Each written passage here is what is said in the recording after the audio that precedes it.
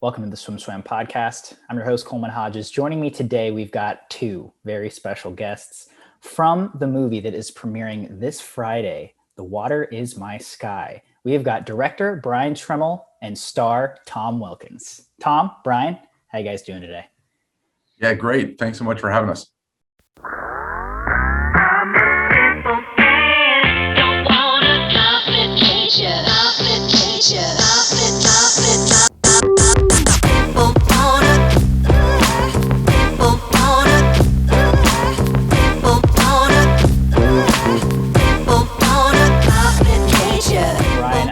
Start with you're the director of this film.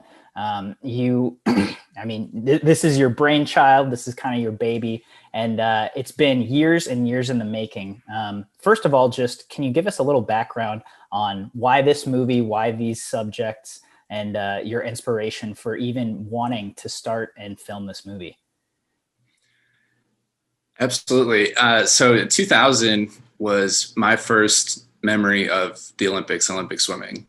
Around 1999, 2000 was the time in my life where I decided swimming was the sport for me. And so watching the Sydney Olympics was my, first introduction to international swimming. And a lot of, memories from those games stick out. But one of the predominant memories of that was watching this guy, Tom Wilkens, swim. He swam similar events to the ones that I was interested in. And I remember watching those races and being inspired by him. And then in the year 2001, a book came out called Gold in the Water. And my swim coach, the late Don Kimball, who's also featured in the film, he came to my team and said, "You guys need to check this book out. This book gets to the core of what it really means to be a swimmer and what you might be experiencing in this sport." And so I read that book and I just became obsessed, and I memorized every line, and I idolized Tom even more because of that, to the point where I think it was in 2003, I was in Indianapolis watching Tom swim and got his autograph. And that was a big moment for me, and that was really special. So ever since the first time I read that book, I knew it was just a very true story to what you might expect from an elite swimmer and what you might expect in the sport. And so as I kind of grew up and I got really interested in filmmaking and storytelling, that book always stuck out in my mind of this really, raw, passionate look at what it's like to be a swimmer. And I just always thought it would make an interesting film. And so I ended up at the University of Iowa, where I swam for 4 years, and I also studied filmmaking. And after graduating, I kind of needed some direction, wasn't really sure what I was going to do. And in my time at Iowa, one of my teammates, I came to find out, was Tom's cousin. And so he connected me with Tom, and it was kind of off and running from there. And so the primary motivation was at that point, that was 2012, there weren't any real swimming movies out at that point. There have been a few since then. But, that was the main motivation of just, I want to make a movie about the sport that gave so much to me, and really kind of just show my appreciation for it.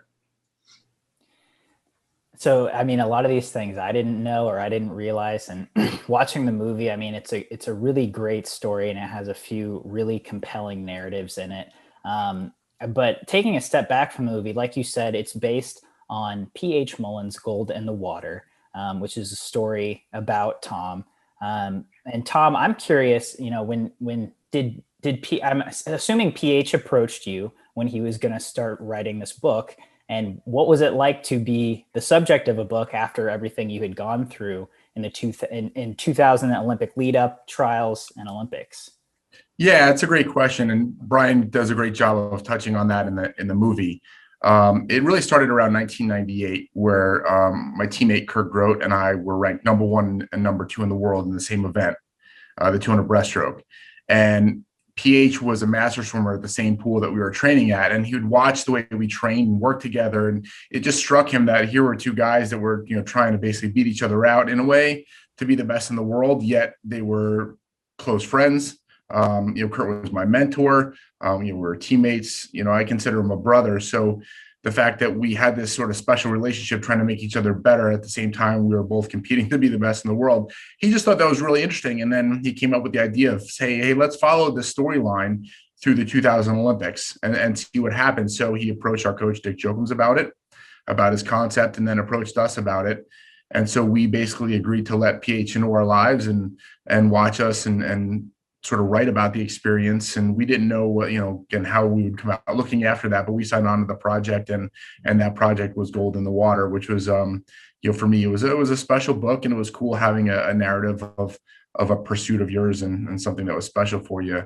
So when that book came out, yeah, that was, it was really remarkable, and it meant a lot to us too, because I wasn't someone who always did diaries and things like that. So having someone sort of have a memoir of that time of your life, which was a special time of your life, was really cool. Yeah, especially if you're happy with that narrative as well. That seems like a very cool thing to have and to be able to share with others as well. Yeah, I mean, we can get into some other things, but a lot of times people always make the good things better and the bad things worse, right? And we're in a society too that measures things on big monumental events like, Olympic victories or national championships or graduation ceremonies, but really our lives are lived out on the everyday. And so to sort of capture that everyday, pursuit, struggle, triumph, all the things that happen, which make up our lives in the everyday, not these monumental big circumstances. It was, I think PH did a great job of capturing that. And then Brian, translated that really well into film. So before we get too far into this movie, Brian, I have to ask, The Water is My Sky, bottom line it for me. Where did this title come from? And did it come immediately? Was it at the start of the project, or did it come some way through the beginning, middle, or end of the project? It was not there at the beginning. For a brief time, I think on Facebook, we were known as the Swimming Movie, which I'm really glad that we evolved on from that. But as is the case with a lot of things in this movie, just, I touched on earlier, like I was teammates with Tom's cousin, just a lot of things seemed to make sense. So I remember one day I think I was Googling just swimming quotes, and there was an article by Mike Gustafson where he ranked like the top 10 swimming quotes. And one of them was, I can't fly, but swimming is the next best thing. The water is my sky. And I reached out to Mike and I was like, where did that quote come from? Like, who's that attributed to? And it turns out it was attributed to Tom. I'm totally blanking on his name. No. Sorry. Clayton Jones. Clayton Jones. I apologize, Clayton, if you listen to this. It was attributed to Clayton Jones in the book Gold in the Water. So he was one of the swimmers featured in the book. And as soon as I found out that, where the quote came from, that was, there was no changing it from there. So that's a really great story. I love, in any kind of story, just hearing from where the titles come from. And they usually, or can sometimes have very powerful origin stories. And that one certainly seems like it fits, like you said. And so the movie starts. Tom, what did you think about, first you had this book, and then tell me about when Brian approached you to do a movie again of your narrative and telling your story.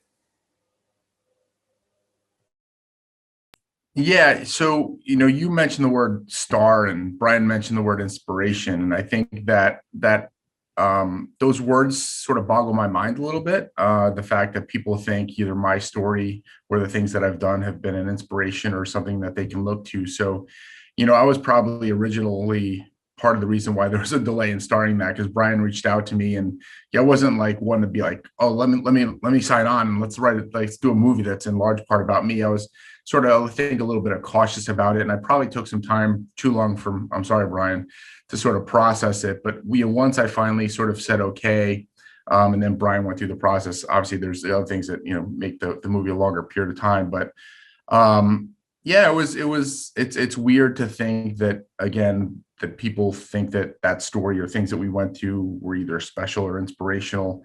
I'm flattered by it, and to whatever extent that people can get some sort of feedback or I guess inspiration from anything that I've done. It's a big honor to me. And so, Brian, this process of making the movie, it's finally coming out on Friday. It's been a long one. It's been years in the making.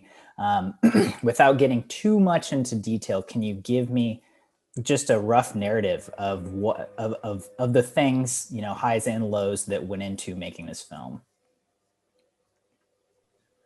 It's certainly a long process. I think a quote that sums it up, I was listening to a CEO talking about him thinking back into the 90s when he was starting a company. And he said, anytime that you start something big, you need to be a little naive. And I was certainly, that was certainly the case for me. So I've been really blessed throughout this process to have a lot of great mentors and showing me kind of the ways to make this happen and to do it professionally. It certainly is a good time to be an independent filmmaker in terms of access to equipment and things like that. And a lot of people are always anxious to help out and join in. And I knew that we had a great story and a great narrative in place. And so those things kind of kept us going, but that certainly didn't come without obstacles. So originally the idea was to create Gold in the Water as a movie.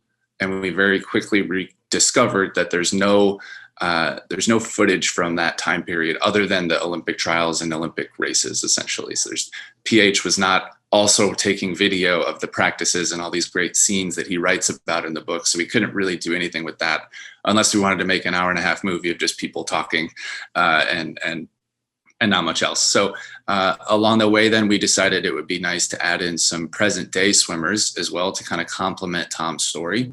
And in a way, the film kind of took a different shape from there. You know, Gold in the Water is a story about the Santa Clara Swim Club elite team as they train for the Olympics.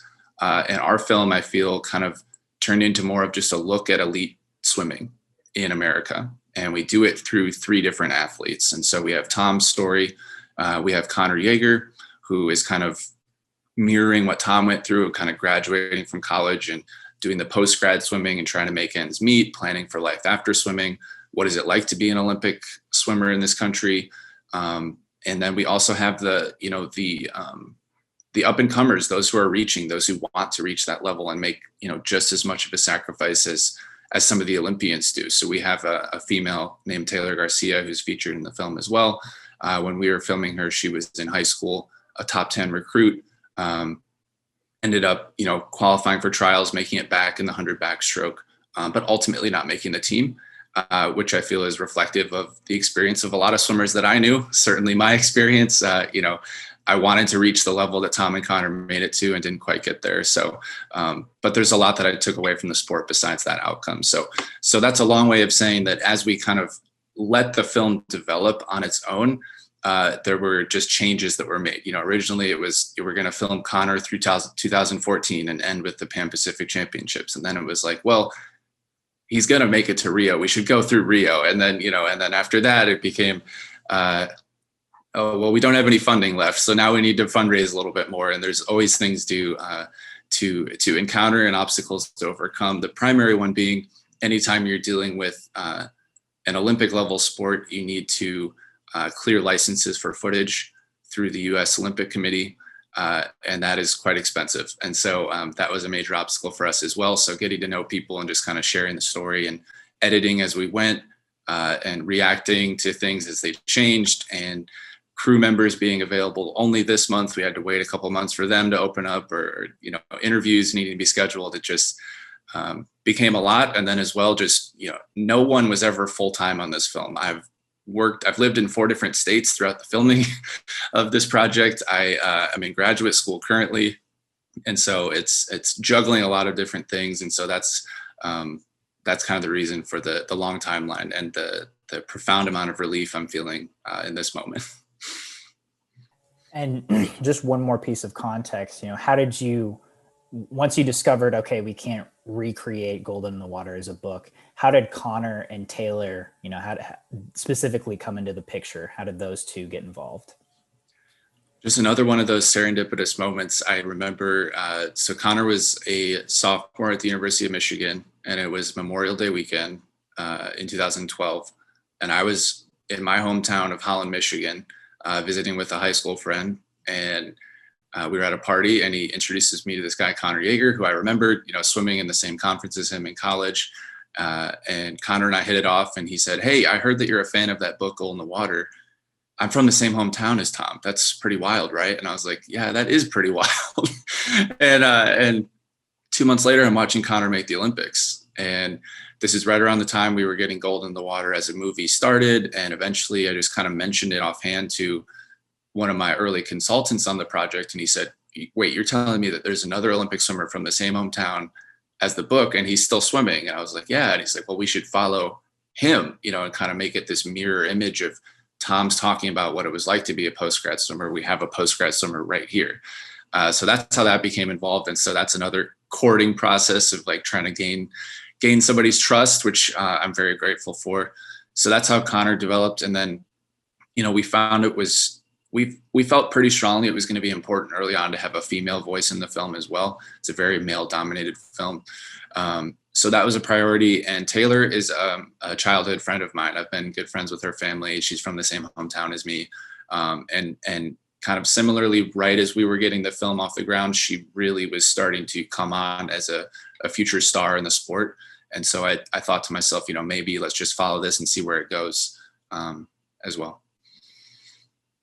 So that's really, really great to get that backstory and just to hear about, especially I watched the film last night. I mean, all three narratives, like you said, very powerful and very different stories. I mean, even between Tom and Connor, they're from the same hometown, but they go through very different things, even though they're both, it tells the story of them postgraduate trying to make ends meet, making their Olympic team. For Connor, it was his second. For Tom, it was his first. And just, I mean, really great narratives and really cool to hear that backstory of how those ends met for you as the director. Tom, I'm curious, having had, as you said, your narrative already told once in a book, you get to reflect that, you get to share that with people. What was it like getting to reflect on that narrative again and having it combined with two others? Well, I think that when the book came out, I was still swimming. So I swam the Olympics in 2000, and arguably my best years were a couple of years after that. 01, 02, I had a tremendous amount of success, and went into 04 trials. And so it was still sort of part of my life. And so the weird thing about the movie is that, I haven't thought of myself like that in a long period of time. I have two young kids. I know my son was in the movie, my daughter quickly in there as well. And they were little, but my son's a sophomore in high school now. He's grown up a lot since that little kid in the movie. And they swim, and believe it or not, when you think of things full circle, they swim for the same club team that I swam for growing up here in New Jersey. Now I'm back here in New Jersey. So I've been involved volunteer coaching. So I'm starting to get a lot more involved in the sport again. And so it's been great. It's been great that the movie came out now, because I'm actually sort of back involved in the sport, so I've been on it on the swimmer side, on the parent side, and as a coach. And so it was just really neat to see. And it was just incredibly well done. And the fact that, we were with Connor and Taylor and that, I thought Brian did a wonderful job of weaving, the different sides of sort of a similar storyline. Yeah, so I have a few follow-up questions for that. First is, you finished Stanford in '98, and then you went those extra 2 years to qualify for that Olympics. And in a lot of cases, especially 20 years ago, people would have gone to their Olympics, you went to your Olympics, you got a medal, and people would have been done, right? They needed to move on, start their life, get a job, whatever you want to call it. And that's what I thought was going to happen, because I wasn't very familiar with your narrative. And you went for 4 more years and you had a lot of success. You're on national teams. You were a leader on the national team. And then you just missed your second Olympics in 2004. And I didn't expect that, because I'm guessing there wasn't a ton of money in the sport, and that wasn't an incredibly easy journey for you, especially for postgraduates now who are going through a similar journey. Obviously you wanted to continue doing it for that next quad. But what was it like for you from 2000 to 2004, just supporting your and having that drive for yourself and your swimming? Yeah, it was cool. We just felt fortunate that we were part of that really first, I don't want to say generation, but that first group that was able to support ourselves in the sport. At a sustained period of time where I had a lot of success. For 7 straight years, I was ranked top 4 in the world. Had won a number of different titles. Won short course worlds in 2002, been all the Pan Pacific Games and things like that. So, I just really felt fortunate that I was able to go through and train. And even though, like I think in the movie, they talk about the fact that I think Rowdy, one of his quotes was, I wasn't quite ready for that big time. I was just at the Olympic time. I was just moving up into being at that, top tier, like top, best, swimmer in the world kind of range. So I was still learning off of that and felt like it grow. And I really felt like, I had a good chance of trying to make it 4 years later. So, it was a great pursuit. But, during that time, then, I got married, and in '04 trials, I had a wife who was pregnant, and you start thinking of your life, because the longer you spend your time in the sport, the longer you're putting off your next career. So, you start to manage those types of things and those types of expectations and what you want your life to be outside of the sport, when it's been, an integral part of my life. The sport's been, the center part of my life for a long period of time. So, it was it was an interesting transition, in 2004, in 2000 during the Olympic trials, it was, the center of my life. And then, so as we start to navigate towards transitioning out of swimming, that was interesting. But I really felt fortunate with my sponsors and, all the people that were supporting me at the time, and U.S. Olympic Committee and USA Swimming, they allowed us to do it full time. Which is really cool here. I think a lot of athletes are afforded that opportunity now, but it's still something that a lot of athletes have to manage. Of if you're not top 4 in the world, or that at that top tier, but want to continue swimming, and then so my other follow up of that is, at the end of the film, that it shows you hugging Michael Phelps, and it kind of alludes to the fact that you were a mentor to him. Can you speak on your relationship of that up and coming with that up and coming Michael Phelps from 2000 to 2004, especially being on those national teams with him? Yeah, I mean, I can't speak for Michael. Of course, I got to know him fairly well. He made the Olympic team in 2000. I was captain of the Olympic team in 2000. He made it as a 15-year-old. So watching this young kid who was able to come up at such an early age and have a lot of success. And I remember again watching him break his first world record and first American record, then first world record. And I guess maybe you can see that that's why I pushed towards retirement in 2004, because Michael was just becoming too fast for everybody at the time. The thing that I remember most about Michael, and that I just really appreciated and respected, is Mike always respected, the older people in the sport. He didn't come onto the scene thinking that it was just about him. He always felt like he could learn from the experiences and from other people in the sport. So he really was very respectful to us all the time. And he's always been very respectful of the sport. I mean, he approaches things the right way, the way he trains, his mindset, all the things that he always did really was very impressive to me. I was always someone who tried to learn off of very experienced too. So going to a national team camp and seeing someone like him and the way he swam underwater and the things that he did was stuff that I could learn off of after that. So again, I don't know if I didn't directly train with him or work with him as, from a club team standpoint, because I can't say too much about mentoring him. I know I just tremendously respect everything that he's done in the sport. And, it was really cool to be around that phenomenon as he sort of grew into the athlete the GOAT basically, that he is. So. So Brian, I want to take it back to you. Having been a swimmer yourself, and then obviously transitioned into the role of director for this film. I think a lot of people who are listening are familiar with that swimmer perspective of just what a swimmer goes through on a day-to-day basis. And I think you do a great job at portraying that for any swimmer or non-swimmer. But do you feel like you gained a different perspective on maybe what athletes go through, what elite athletes go through, or in the pool or outside of the pool as the director of the film versus, maybe just being a teammate or a swimmer yourself? I think so. I think that comes with my distance from the sport that accompanied the creation of this film. I kind of started it right as my career ended. And so in a way, I think it maybe helped me process a little bit of what happened to me. And I think in that, the biggest thing that I learned is, the importance of appreciating the day-to-day process just a little bit more and focusing a little bit less on those outcomes and those immediate results when they're happening in the moment, and really like truly appreciating what you get out of the sport. And I think that retired swimmers will enjoy this film a lot. Not to say that current swimmers won't, but I think it's just a great reminder of all those things that swimming teaches you.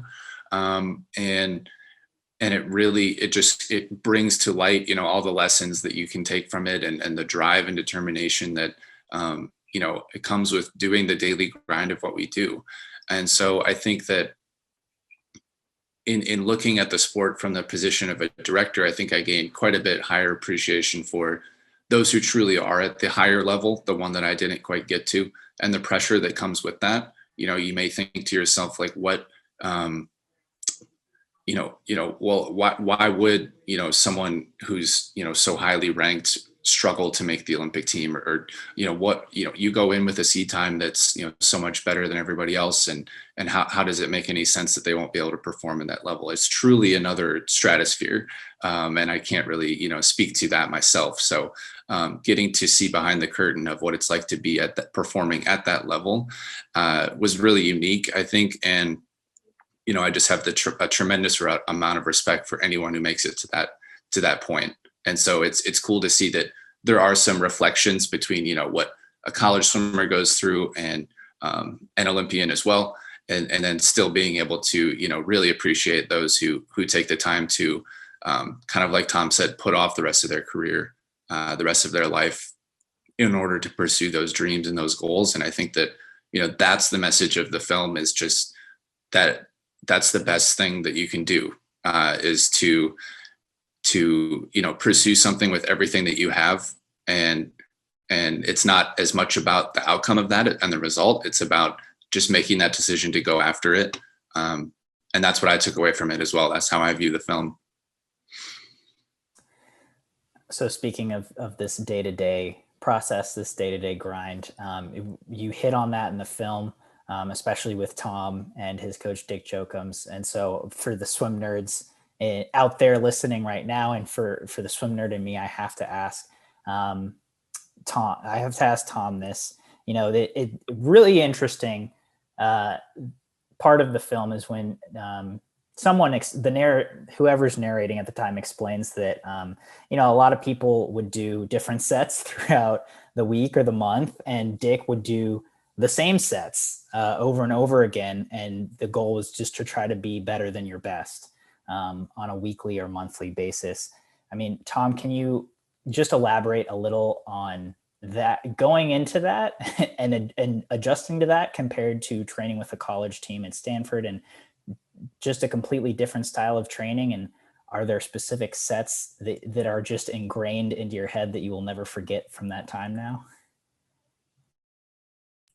Yeah, I think, when I first started the program, it was incredibly gratifying, because we got to test ourselves with race pain every single day in practice, and you can measure yourself and measure growth, in a very real way, almost week to week, month to month, year to year, and that was awesome. I think that as I maybe got older, when I was 28, going into 04 trials, at the end of the day, it became almost a little bit of a burden in a lot of ways, because, I had, 6 years of historical knowledge about, at this time of year, this is the kind of sets I can do in the repeats. And all of a sudden now I'm 28 years old and my body doesn't recover quite the same way. And, I started putting a lot more pressure on myself that every single practice had to be perfect all the time. So initially, again, it was awesome. At the end of the year, I didn't probably handle it at the end of my career. I didn't probably handle it as well as I should have mentally, but I love the program. I love the idea of high quality. And you're seeing, as I'm getting into coaching now too, the quality is the way, the sport's moving, as opposed to some of the over distance it was when I was an age grouper. So, the fact that we were a very high quality club, allowed ourselves to test each other all the time, I thought it was a great environment to work in. And again, I have to, are there certain sets that you did that stick out, or that you remember from that time? It's going to sound silly, but my favorite set is, every Friday we would go 3 1000s, descend 1 to 3. Or if it was long course, you go 3 800s, descend 1 to 3. And that was just, for me, it was so much fun, because again, within the 1,000, you had a whole lot of time to and it sounds silly, but and that we just did a lot of pulling. We would pull with paddles, a pull buoy, and a tube, like I guess a wheelbarrow type of tube that we stick both of our feet in that would sort of drag you back, but also keep your feet up. We did about 6,000 meters of pulling a day. You usually did about 4,000 in the morning and 2,000 at night after our main set. So, that was sort of the thing that sticks out, a lot of me. But, and we'd also do, a lot of descent stuff, a lot of best average, things like that. Okay, so I have to ask for numbers. You remember what you would descend down to on the 3 800s or 3 1000s? The long course times are sticking in my head. So short course, yeah. I mean, I would always start the first one off under 10 minutes, and then just see how far down you could go. And, we get down into the 9:30, 9:20-ish, range. Sometimes when we were really rolling, it just depended on also, and again, we did do it week to week. So sometimes you maybe start off a little bit slower and see if you can pop a big one. Sometimes you'd see, if you can descend them all within a 5-second span of time. So again, it's been a long time. I am getting old. So. Well, that's awesome. Thank you for indulging this from Nerd Side. To wrap things up, Tom, just what are you excited for people to see through this film? Obviously they've gotten a taste. If they've read Gold in the Water, they're familiar with your narrative, but what are you excited for people to see and for you yourself to share with people once they see this film? That's a great question. I think the first thing that stuck out to me when I saw it is just the quality of the film. Yeah, outside of the story, the visuals and the music and the narrative, the way Brian wove everything together, I think it makes for an amazing watch. And it really was something that was special, like even removing the story from it. But for me, just to see that the fact that, every single day, you guys, everyone gets to challenge themselves and, through hard work and persistence and support of others, anyone can, accomplish what they want to. And, the thing we talked about in the movie is swimming's such a great sport because you don't just measure success by winning and losing. So there's so many different ways to measure success. So as long as you're comfortable in that and in the sport, I think it's a sport for everybody. And Brian, to finish up, same question for you. What are you excited about sharing this film with people? What are you excited for people to see? And can you give us the details of the premiere? When I was able to go out to New Jersey a few weeks ago and screen the film for Tom and Connor and their families for the first time, which was just an amazing experience. And I said a few words before the film, and what really stuck out to me and what I wanted to say to them and what I want to say to everyone is that this film is less about celebrating greatness itself. It's more about celebrating the pursuit of greatness. And I think that's something that every swimmer and every person can relate to. It's less about the outcome and where you're going. It's more about how you're getting there and how you're conducting yourself as you go through it. So I think that there are elements in all three of our narratives that every single swimmer out there can relate to.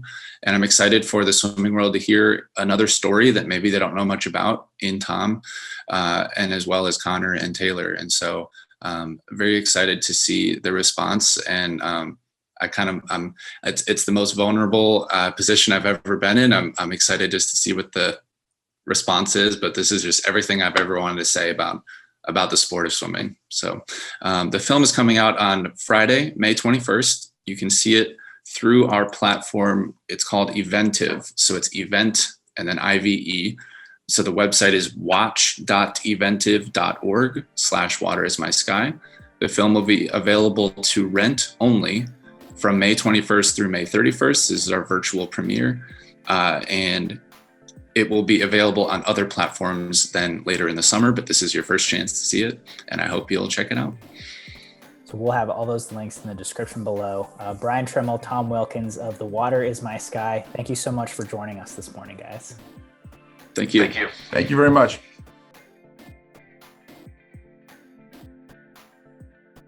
You've been listening to the SwimSwam podcast. Stay tuned for new episodes every week. You can take SwimSwam podcast on the go by subscribing on your favorite podcast platform. Look for links in the description below, and be sure to subscribe to our YouTube channel for more videos as well.